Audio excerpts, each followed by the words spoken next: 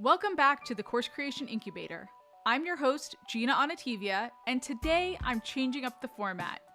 There's been so much talk about launching these days, a lot of talk. But what does planning your course or workshop promotion really look like? I want to give you a glimpse into the planning process and what goes into a successful launch. So, of course, I'm bringing in my co-conspirator in launching, Megan O'Leary. Because whether it's my own launch or for our clients, I first have a powwow with O'Leary about direction and strategy.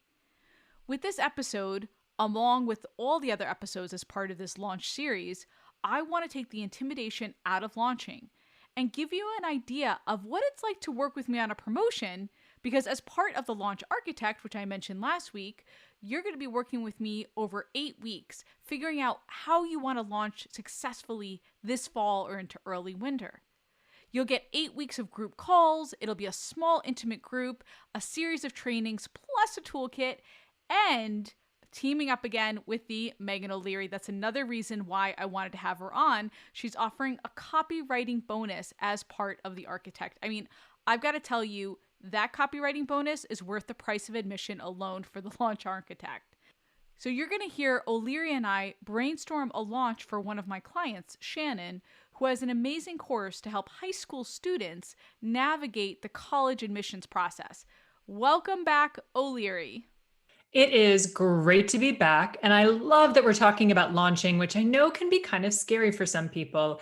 I'll be honest, as many launches as we've done together, a launch can still be a scary process. But, let's break it down a little bit, because to me, launch just means putting your course out there. It doesn't have to be in a big way. It doesn't have to be in a superhero way. It can be very, very simple. There are launches of all size, these big 2-week, 6-7 figure behemoths, all the way down to a little soft launch that you do via friends and family. So I want to sort of remove a lot of the intimidation around this process. And something that I think will help is this old school marketing framework. Gina and I spent years in corporate marketing, since I can't even tell you how long ago, because it would be embarrassing. Let's not talk about that, but yes, yeah, well, we won't true. talk about the years at this point.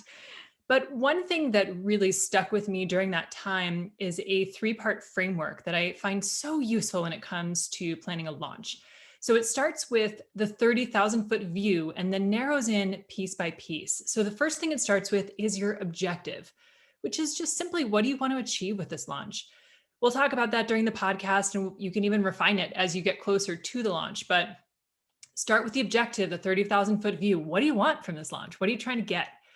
Then what you'll do is take it down, narrow the scope a little bit to what we call strategy. And this is the broad view of how are you going to achieve it?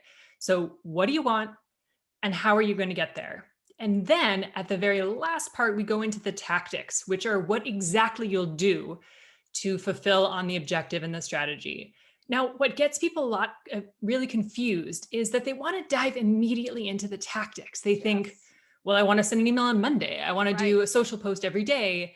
And that's not the best place to start with your launch, because you'll get confused and overwhelmed really, really quickly. So you're going to follow along with us, and we're going to start from, the big view, the eagle's view, that 30,000-foot view, and then we're going to get closer and closer.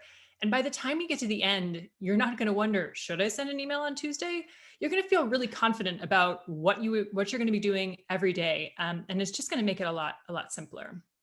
So I think we broadly know the objective here is that we're going to talk about Shannon's business and helping her sell more stuff. We'll talk about refining that in a minute. But that's our broad stroke objective. Yes. So then let's dive into the first part of the strategy, which is then where Gina and I usually start digging in the dirt, which is the offer. The offer, right? The invitation. What do you want people to achieve? What result are they really after, right?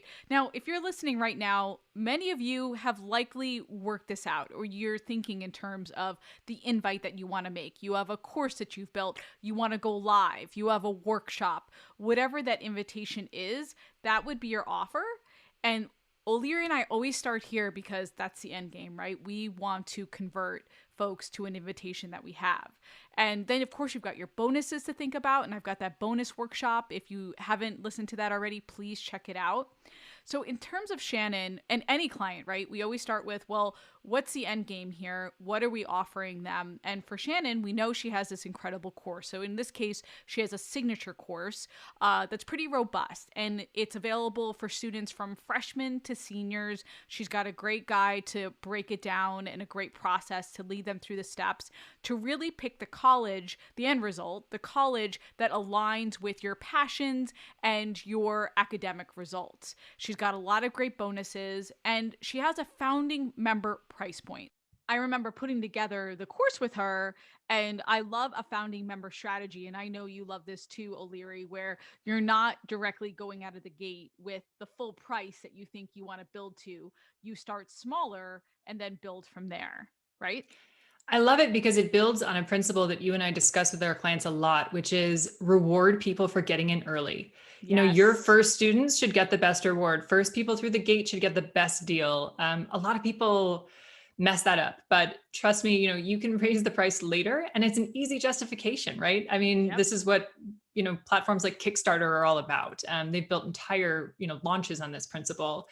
And I think what is great about Gina is we share the same philosophy, which is when we're doing a launch like Shannon's, we want to set a special launch only price. You could call it a Mm-hmm. launch only price. You can call it a founding members price, you know, whatever it is.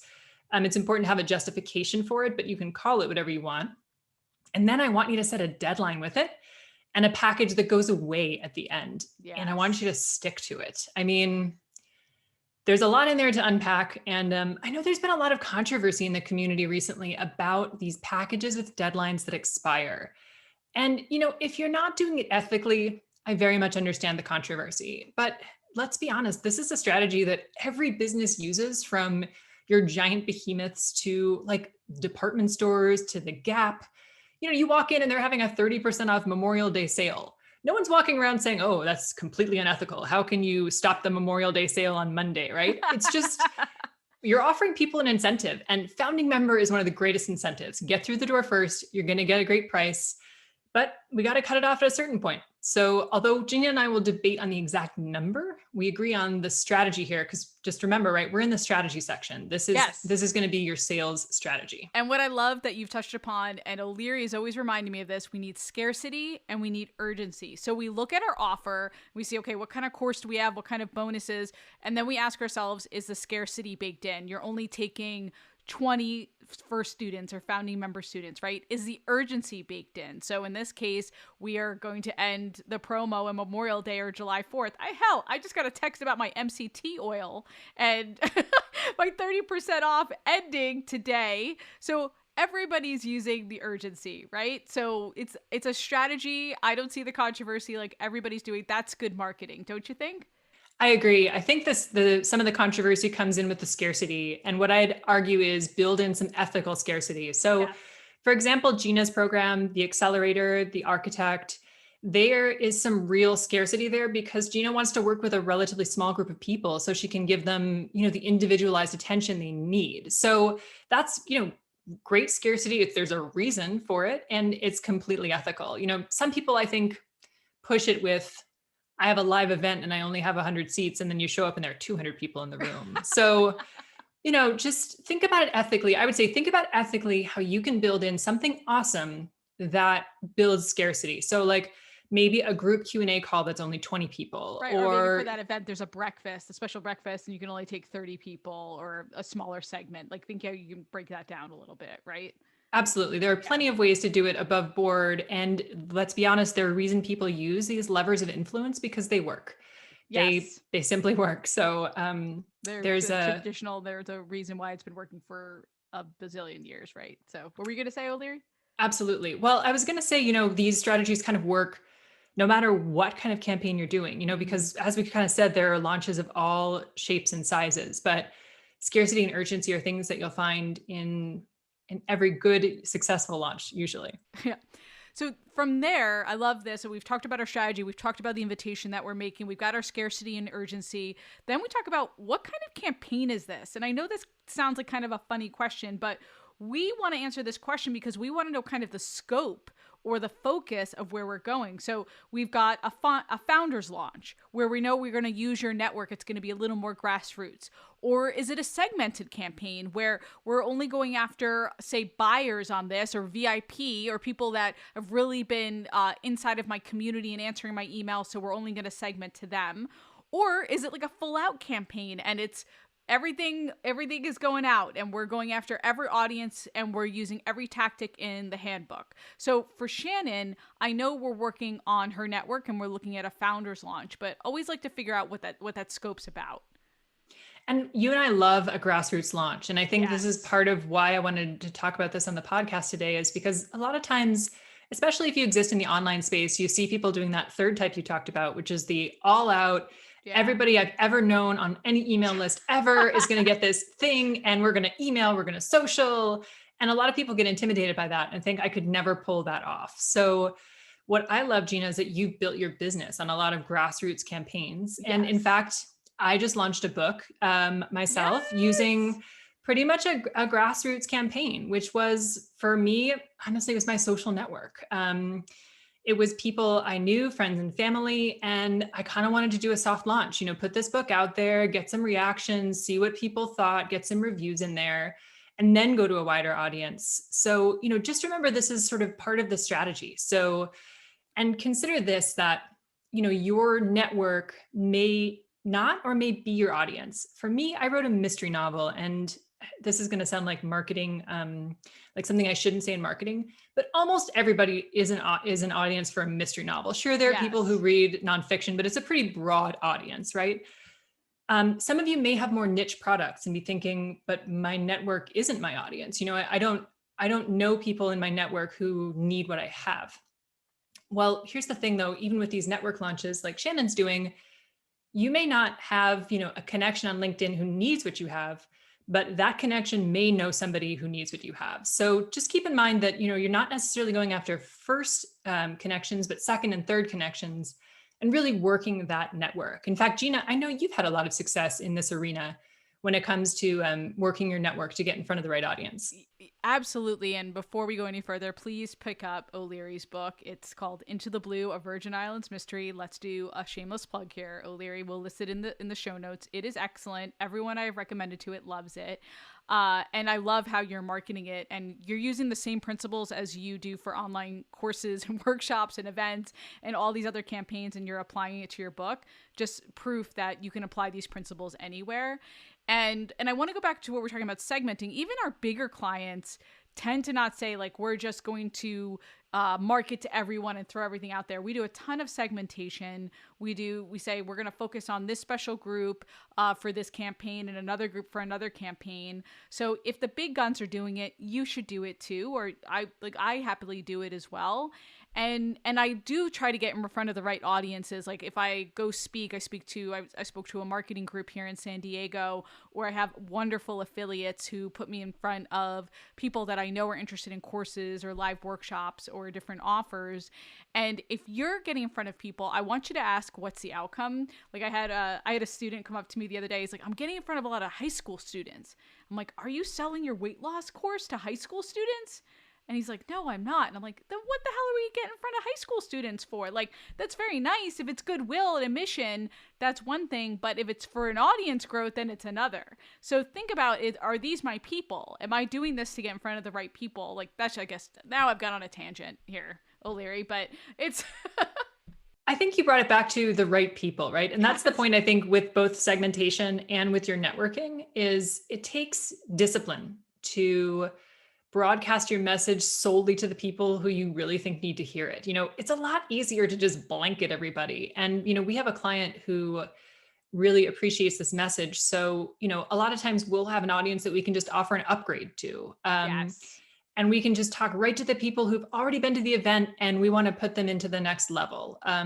Whereas some clients are like, well, I want to tell everybody about it. And it's just, the problem is then you end up being noise, right? So the more that you talk to the people who don't need what you have, the more times you're going to get tuned out. And especially with email metrics, that can be a bad scene, or it can waste your time. Like if you're talking to high school audiences that really don't need what you have. Yeah. Okay. That's great. See, O'Leary always brings it back. She brings it back.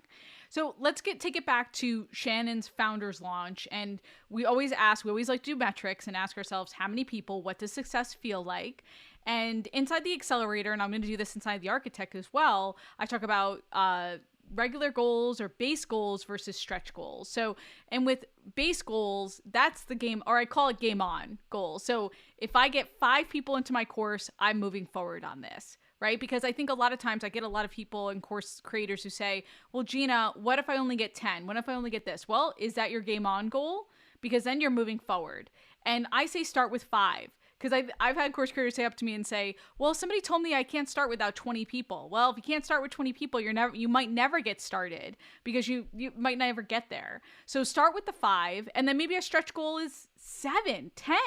Right? 12 maybe. But I like starting with that game on because you're moving forward, you're committing to that small group. I love your philosophy on this so much because so much of the game of being a course creator and an entrepreneur is mindset, right? Yeah. There's nobody else there cheering you on. Like you're the one who has to get up day after day and make the decision to work on your business.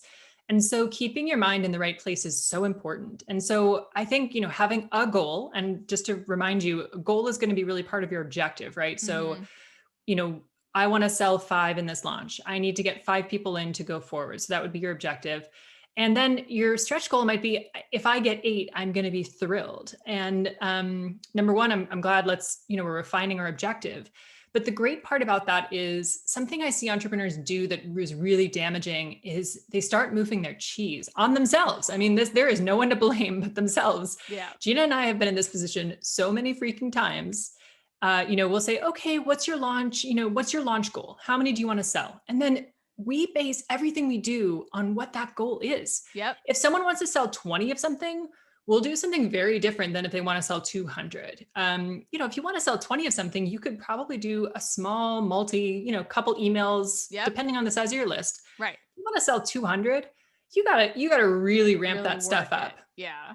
So many times we've gotten to the point where we'll sell 20, right? And so Gina and I are like dancing in our offices at home, so excited. Then we talk to the client and they're like, yeah, it's pretty good. We're like, pretty good. We hit, we hit the goal. Right. Well, they'll say, I was really hoping we could get 30. And we're like, what? Come on. So Gina set up this structure, which is, what's the minimum that you're going to get to feel like this is a success? And then where would be a nice to have? And it just keeps you from pushing the goal further and further out and keeping yourself from celebrating. It's really important in your own business to make points to celebrate. And if you never allow yourself to celebrate the wins, it's going to just be a tough road for you. Yeah, I agree. And one of the reasons these metrics are so important too, O'Leary, is that we stay fast and flexible for launches. That's another lesson, right? So if we know we're still 5 members off or 5 students off, for example, we might throw out an extra email, an extra live, call in another affiliate or an influencer, or just change it up. And I think you need to build in that flexibility. But again, you can't move the goal line, right? Because you're not going to be able to know what is your true end zone there. So that's another reason why you got to know your numbers and stick to your numbers. Absolutely. And if you are going to move the goal line, you got to do it before everything's in place. Yes. You can't, you got to change the playbook. Let's get a sports metaphor in here. Okay, if you want to move the goal line, you got to change the playbook, right? So ESPN will be calling me tomorrow. I can predict it already. Is that your New York accent? I think that was my dude, my ESPN bro accent. That was your bro accent? I like that. Yeah. So just to, sum up where we are, we just refined our objectives. So we said, we're just being arbitrary for Shannon here that, 5 would be her go time. Go time, is that the right? Go time? Game on. Game on. I love it. Go time too, though. Use whatever you like. I like game on. So 5 would be her game on. 7 might be her stretch, or maybe 8 or maybe 10. Mm-hmm. And so we've talked about our strategy, the offer and, how we want to sell. She's going to be using, kind of working her network. So then we can narrow down into the next scope, which is what people most think of when they get to launches, which are the tactics. And then this is like the day-to-day plan of every single thing you're going to do with your launch, like whether you're going to post on social daily, whether you're going to email daily, whether you're going to drop 3 videos, right? Everything you're going to do to realize your strategy and fulfill on your objective.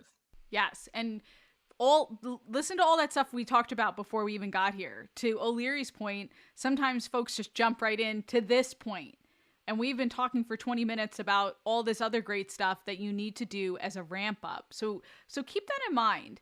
And this is where we take on I like to call it our FPA, or focus plan of attack for the campaign.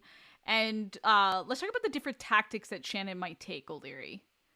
Great. So let's take like a quick stock maybe of Shannon's assets. Yeah, and those of you who are listening, I encourage you to do the same kind of as we're talking about Shannon. So we're using like a networking grassroots strategy. So what I would talk about is a marketing term called channels. Yep. Which are, areas we're going to operate in. So what does Shannon have? Does she have an email list? Does she have a social gathering? So as I mentioned with my book launch, I traveled a lot in the last 15 years, and I added people as Facebook friends for 15 years. So by and large, the biggest asset I had was like a Facebook list of about 1,200 people and, an Instagram following of about 800 people. So actually, I may have just accidentally exaggerated my Instagram following. So that's okay. Please, no one's checking. That wasn't a vanity increase. That was more of a like brain flux. I truly don't know how many followers I have because it would stress me out too much. But that was what I had. And then I announced my book a month before and started an email sneak preview list. So I gave people the first 3 chapters. When I did my grassroots launch, I had a baby email list. Yeah. And an okay social following. What does Shannon have, Gina, in this category? Okay, so that's a great question. So she has a great pipeline of students because she's a great consultant right now. And she's got an automatic pipeline too because she's consulting for families that have younger kids that then have to do the college admissions process. So it's an automatic pipeline. So she's got current clients right now saying like, oh, well, Johnny's going to be a high school freshman in a couple of years. He's going to need this course and things like that. So she's going after her current clients who then have brothers and sisters and cousins. Like if you've got kids, they're likely going to college, right? So it's built in. So definitely email and I think leveraging that database. She's got partners inside the course. She's did something really, really smart. And I've talked about this on this podcast, that she included organizations like a testing company, a company that helps you figure out your passions, like for kids who are trying to figure out extracurriculars. She included them as part of the course. So they're in the course. She can partner with them as part of the marketing as well. So I would say she's got social, which she just started up with these different accounts it's called the College Mind. So email, I think the partnerships, and then social is our 3 biggest tactics. I love that. And something that sounds really simple, but a lot of people miss is it sounds like a lot of what Shannon might be able to leverage are referrals from current clients, right? Absolutely. People who are super happy and especially when you're talking about parents, right? Because parents have this incredible community of kids who are exactly the same age with the exact same problems. Yep. So the key to that a lot of people miss is asking for referrals. And Gina, you do a great job of this in your business, asking former students to, you have to really make the ask. You can't just assume, well, if I'm really good, someone will refer me. Yeah, that does happen, but make some dedicated, so I would put that probably in the email channel that we're talking about. I would write some dedicated emails to people, the past clients who are happy, just saying, who do you know? Could you forward this email along to them? And, you can decide whether you want to get fancy. Gina, how have you fallen recently on, do you give referral bonuses? What do you do about that? So I was offering coaching bonuses, actually. So like if you refer a certain amount of people to me, then you get a 45-minute coaching call with me, or you get some kind of strategy call. I've also done paid affiliates and just offered like different content that I have. Like I've done it a bunch of different ways, and I'd say try out what works.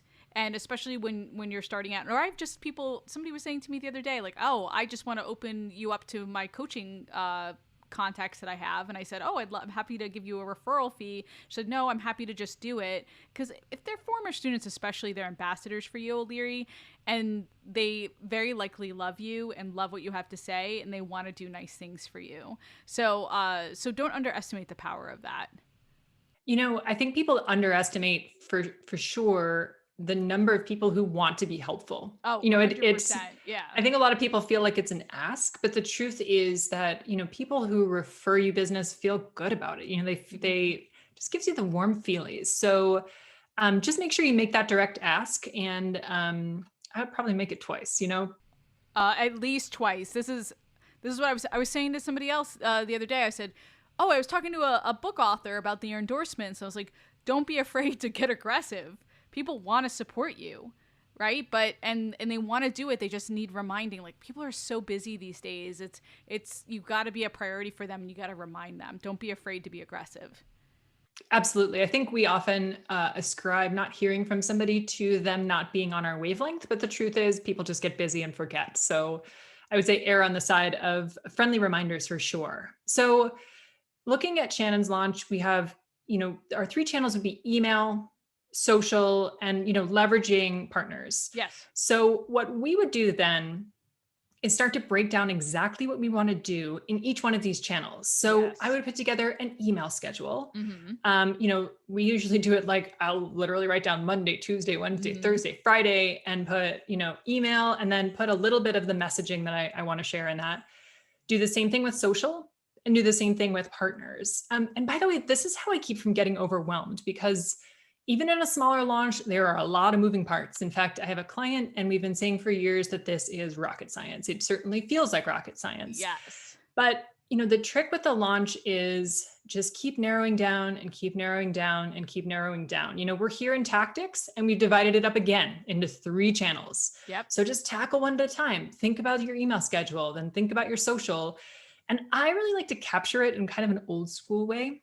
I like to use an Excel spreadsheet. And by the way, if you join Gina's architect program, launch architect program, you will get one of the templates that we have used to plan actual launches. And it sounds kind of old school, but It I works. love it because you can sort by different Me categories. too. I So, don't think it's old school. I think it's classic. I think uh, I am sometimes mocked for my extensive Excel knowledge. I use that thing for everything, probably things that it's not meant to be used for. But what's great is you can sort first by channel, right? Let's say you just want to work on all your emails. So you write all your emails down. And then maybe you write all your social down. Well, you kind of need to think about how they're working in concert, right? Because Monday's message is probably going to be similar across email and social. So you can just resort by date. It is so handy. And for me, great to check off when you've done absolutely everything. So I love it. You'll have to pry my 2010 copy of Excel from my cold, dead hands when this life is over for me. And that no, I think it works. It use whatever system works. We have a mentor and client, Pam Hendrickson, and she says whatever planning system works is the one you should use, right? And we wholeheartedly agree with that. Then from Excel, we're going into something like Asana, right? Or project management software, whatever way you want to plan it out, right? And doing different tasks. I'm so glad you said the word first, because you always make fun of the fact that I, was a yoga student for years. So I see it and I say asana, because that's how you say it in, Sanskrit. And every time Gina's like, "Oh my God, O'Leary, it's asana," which that can show you how much I love Asana versus Excel. See, I still even have to think about it, I but know you had to pause. I totally did. But a lot of PMs like Asana. I find it hard to get the full view from it. I think if you have it all planned out in Excel and you have a PM who would want to use Asana, it's fine. But It's not listen, I great like to for keep it simple. 30,000 foot or just No. seeing the whole campaign at once. I still do like an old fashioned calendar. O'Leary knows this in Google Docs. And then I use Asana to like do the specific tasks. But for specific tasking, I think it's good. And tracking of those tasks. And this is where you can engage your team if you have a team. And if you don't have a team, by the way, this is something we're going to talk about in the architect. Getting a little bit of help for a launch goes a long way. Doesn't have to be like a full-blown team. You don't need a copywriter design everything, but like even getting a little assistance, even a content coordinator or a tech manager is huge. Absolutely. And sometimes it's just nice to have someone to bounce ideas off. I mean, Gina and I will Yes. usually be in contact constantly during a campaign, just saying things like, "Ooh, that email didn't maybe do as well as we thought it did," or, I'm feeling like we should add something here. And Gina's right. We do kind of stay nimble during a launch. But there's one thing I want to encourage you to do, especially if it's your first launch, which is don't decide what things mean too early. Ooh, Like, good one. if you open the card on Thursday and you don't sell anything yet, it doesn't mean stop the launch, everything's wrong.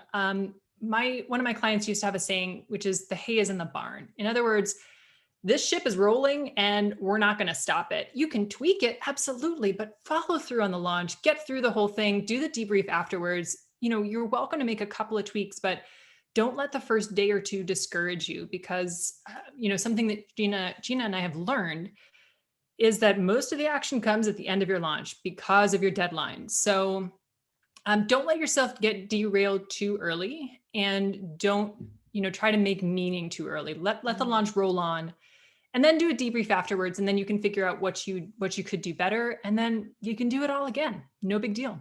Yeah, I love it. No, give it time. Give time for your different channels and your different tactics to work for you, and I love it, and see it through. It takes a couple weeks, right? So at least.